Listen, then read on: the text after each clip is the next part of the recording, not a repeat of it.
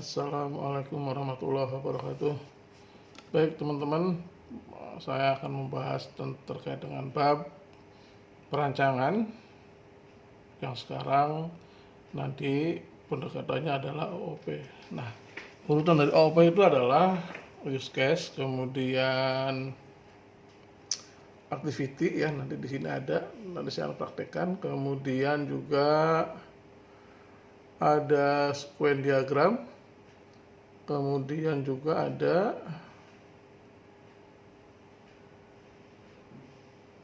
kelas diagram. Nah, sekarang kita mulai, mari teman-teman sama-sama kita perhatikan. Nah, seperti biasa ini adalah lembar kerja dari Visio. Lalu kita pilih more shape ya. Klik more shape, kemudian software and database pilih. Kemudian pilih software, kemudian kita sekarang mau mempraktekkan terkait dengan use case diagram. Nah, kita pilih use case diagram. Nah, maka nanti teman-teman itu akan muncul yang namanya simbol-simbol dari use case diagram. Ini simbol-simbolnya, tuh ya, akan muncul simbol-simbol use case diagram. Kemudian saya akan beralih kepada lembar kerjanya. Nah, ini lembar kerjanya. Kalau sudah tahu simbol-simbolnya, maka kita mulai dengan yang namanya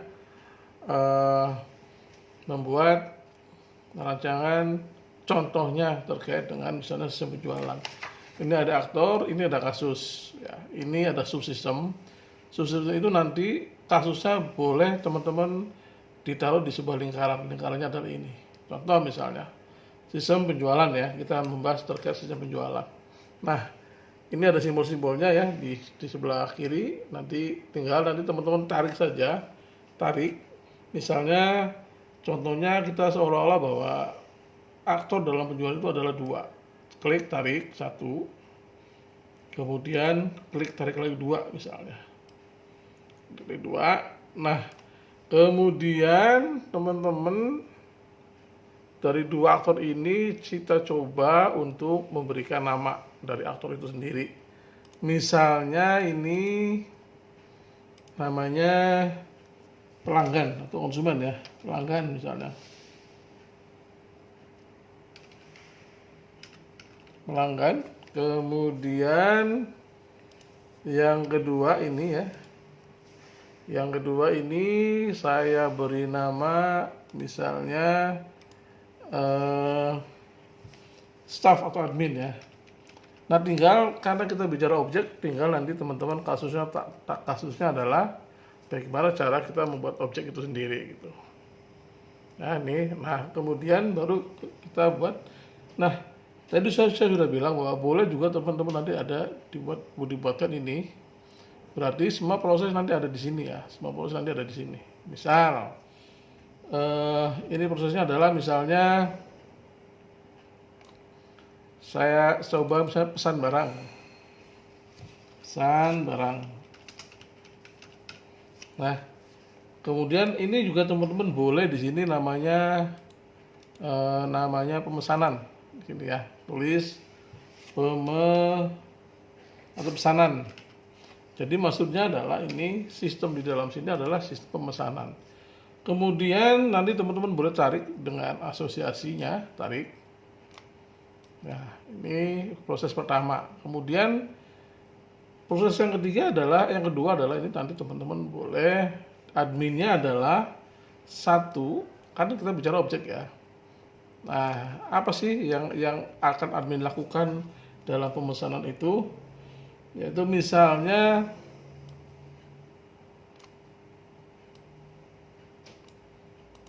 entry pesanan. Jadi entry pesanan itu adalah pesanan yang dipesan oleh admin, kemudian habis entry, kemudian apalagi teman-teman kasusnya adalah tinggal di entry di view pesanan. View pesanan itu artinya dilihat, dicek lagi pesanan itu. Sorry, salah. Kemudian baru ini pakai asosiasi ya, teman-teman. Baru kemudian setelah itu tugasnya adalah hitung pesanan. Jadi nanti tugas admin adalah menghitung pesanan yang dari pelanggan.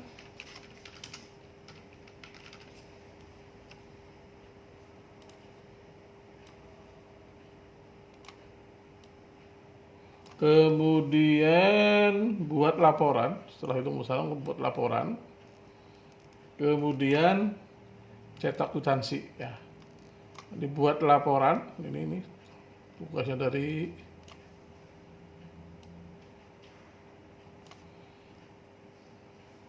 buat laporan penjualan. Kemudian ini cetak faktur.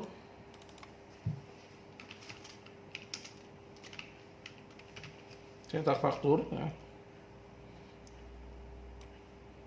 Karena si pelanggan juga akan mendapatkan ini, juga si admin juga dia yang mencetak, maka nanti biasanya si admin akan mendapatkan ini.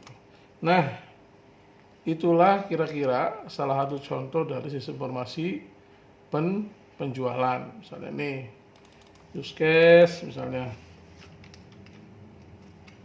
use case penjualan. Karena teman-teman lagi-lagi ini adalah objek ya, ini adalah objek, maka kita bicara suka-suka kita dalam merancang sebuah objek. Ya, ini adalah objek ya, dua orang yang terlibat misalnya gitu. Nah, kemudian teman-teman setelah itu kita akan membuat activity diagram ya. Kita coba klik tambahkan ini. Kita akan bicara misalnya activity diagram ya. Kemudian jangan lupa kita mulai lagi dengan yang ini ya. Kita mulai lagi dengan yang ini. More set, lalu kemudian pilih software and database, pilih software. Kemudian karena kita ingin membuat activity, maka kita klik activity. Nah, muncul simbol-simbol activity, mirip-mirip dengan yang namanya flowchart. Nah, ya. Kemudian kita coba ke lembar kerjanya. Nah, kita akan membuat tentang, sekali lagi masih terkait dengan penjualan online ya, penjualan. Nah, kemudian baru kita coba untuk membuat tiga yang terlibat. Coba membuat 3 yang terlibat. 1, 2, 3 ya. Nah, seperti biasa teman-teman jangan lupa ini coba kita besarkan. Nah, kita besarkan. Ini title, jangan lupa kita contoh misalnya penjualan misalnya. Sistem penjualan misalnya. Kemudian yang ini kita coba dengan pelanggan atau user ya, karena kita bicara penjualan online. Kemudian kita bicara sistem. Lagi-lagi kita bicara objek ya. Kemudian lalu kita bicara database. Jadi kenapa banyak sekarang kakak-kakak kelas Anda menggunakan perancangannya adalah berbasis pada objek. Jangan lupa ya, ini simbol-simbol dari activity diagram. Nah, ini simbol untuk memulai. Jangan lupa kita mulai ke sini ya, nanti tinggal kita ngelihat di akhirnya di mana. Kemudian mulai, maka nanti teman-teman akan membuat username dan password. Ya, username dan password. Kemudian jangan lupa kita klik ini konektor dari sini. Terus dari sistem, maka dari ini maka Anda akan meminta kepada sistem. Request. Jangan lupa klik ini juga, kemudian ya meminta kepada sistem, baru kemudian dari sistem jangan lupa teman-teman database akan memvalidasi permintaan dari yang namanya user itu ya, validasi.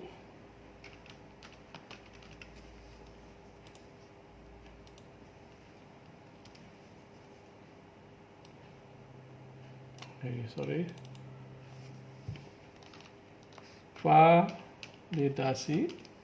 Kemudian dari validasi itu nanti teman-teman akan ada yang nama simbol ini, apakah sudah divalidasi ya. Kalau sudah, berarti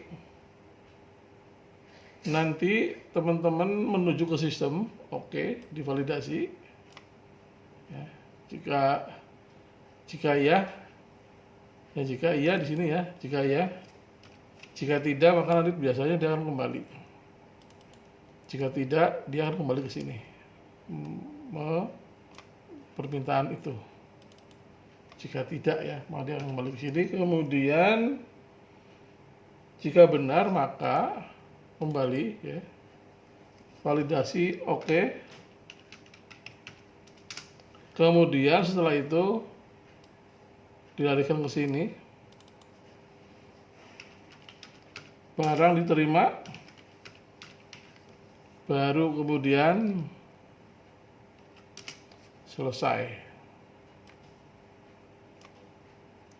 Nah, ini contoh simpel dari sistem informasi penjualan online.